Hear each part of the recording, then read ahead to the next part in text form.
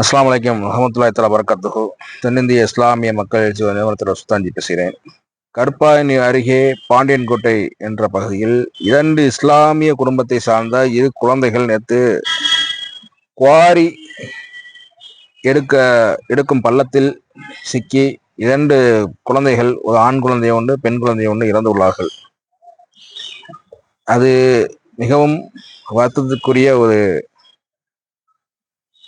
மிகப்பெரிய இழப்பாகும்.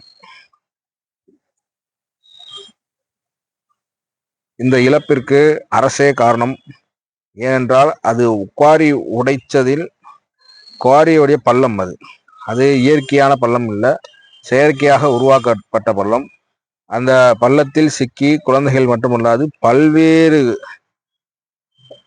20க்கும் மேற்பட்ட உயிர்கள் அந்த சிக்கி இறந்துள்ளார்கள்.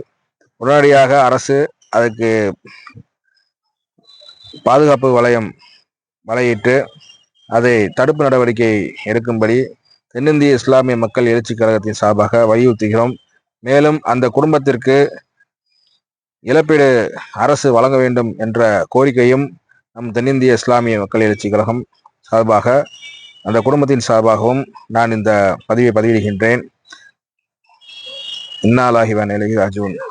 எல்லாம் வல்ல இறைவன் இனி வருங்காலங்களில்